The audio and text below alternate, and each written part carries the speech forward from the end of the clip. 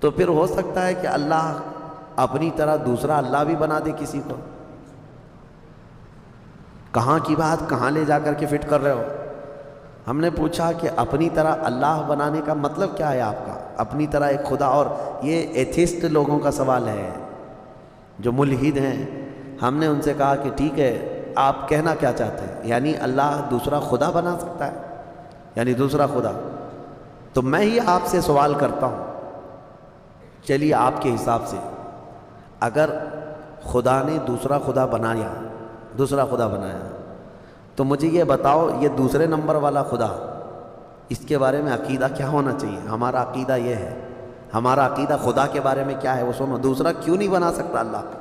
دوسرا اگر بنایا تو اس کے بارے میں جب بھی تم کہو گے تو یہ کہو گے یہ خدا کا، یہ پہلے والے خدا کا بنایا ہوا ہے. کیا کہو گے؟ دوسرا والا کیا ہوگا؟ بنایا.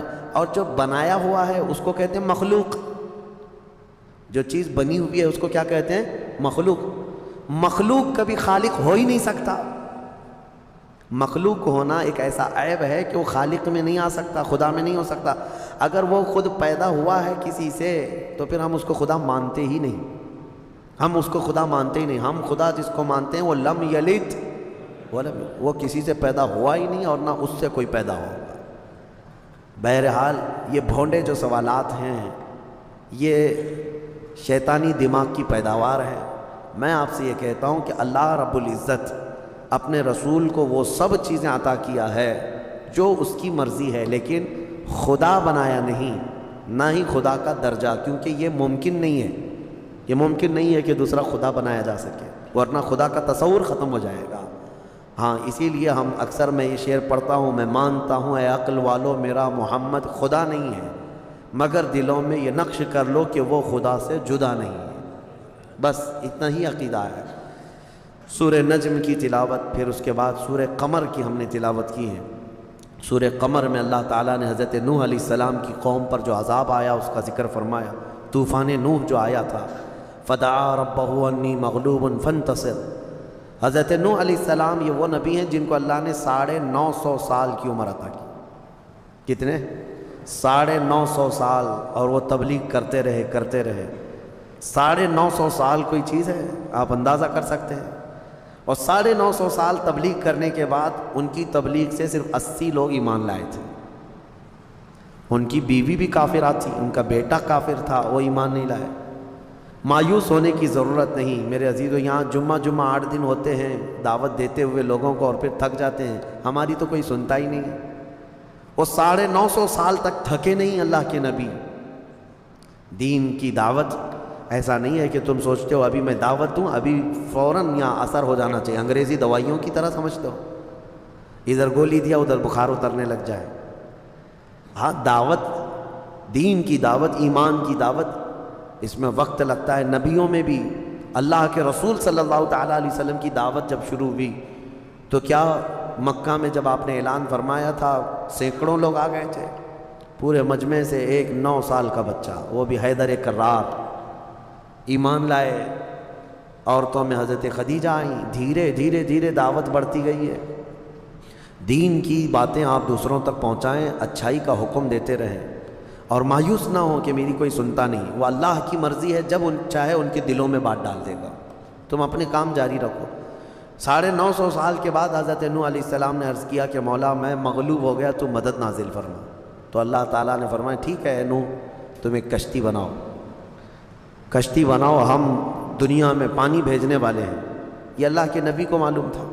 حضرت نوح علیہ السلام نے اپنی قوم کو ڈرایا بھی کہ اللہ کا عذاب آئے گا. وہ مذاق اڑاتے تھے حضرت نوح علیہ السلام کا، بہت مذاق کرتے تھے. کبھی کبھار تو ایسا تھا کہ حضرت نوح علیہ السلام کو مارتے تھے، پورا دن آپ بے ہوش ہو جاتے تھے، اور ان کے مارنے میں مدد ان کی بیوی کرتی تھی. کافروں کو حضرت نوح علیہ السلام کی خبر دیتی تھی، مدد کرتی تھی. بہرحال حضرت نوح علیہ السلام نے کشتی بنانا شروع کیا. وہ اتنی بڑی کشتی تھی لکڑی کی جس کو عام طور پر ڈھکیل کے بھی لے جایا نہیں جا سکتا تھا. وہاں کوئی آس پاس سمندر اور ندی بھی نہیں. اس پر بھی لوگ مذاق اڑانے لگے کہ خشکی میں اتنی بڑی کشتی بنا رہے ہو، اس کو اٹھا کر سمندر تک لے جاؤ گے کیسے؟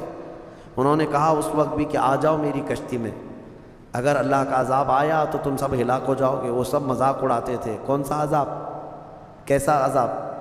تو پھر اللہ فرماتا ہے فَفَتَحْنَا أَبْوَابَ السَّمَاءِ بِمَاءٍ مُنْهَمِرٍ، ہم نے آسمان کے سارے دروازے کھول دیے پانی سے۔ وَفَجَّرْنَا الْأَرْضَ عُيُونًا، اور پھر ہم نے زمین کو پھاڑ دیا کہ زمین پانی اگلنے لگ گئی۔ فَالْتَقَى الْمَاءُ عَلَى أَمْرٍ قَدْ قُدِرَ، پانی بڑھتا گیا اتنا کہ آسمان سے بھی برستا تھا، زمین سے بھی نکلتا تھا۔ میرے عزیزو، آپ نے تو ممبئی میں باڑھ دیکھی ہے، سیلاب دیکھی ہے، یہاں پانی جب بھر جاتا ہے تو موت گلے تک آ جاتی ہے، خوف طاری ہوتا ہے۔ یہ تو ہلکا پھلکا پانی، 1 مالا ڈوبا ہوگا، کسی کا 2 مالا، لیکن وہ نوح علیہ السلام کے زمانے میں جو طوفان آیا، زمین کا کوئی پہاڑ بھی باقی نہیں تھا، اس کے اوپر پانی جا چکا تھا، زمین پر کوئی پہاڑ بھی باقی نہیں تھا۔ جو کفار آپ کی کشتی میں نہیں آئے وہ سب غرق ہوئے، یہاں تک کہ ان کا بیٹا جو کشتی میں نہیں آیا، آپ نے فرمایا تھا یا بنی ارکب معنا ولا تکن مع الکافرین، اے میرے بیٹے آ جا ہمارے ساتھ سوار ہو جا، کافروں کے ساتھ مت جا۔ اس نے کہا تھا قال سآوی الی جبل یعصمنی من الماء، میں ایک پہاڑ کے اوپر جاؤں گا، مجھے پانی سے میں بچ جاؤں گا۔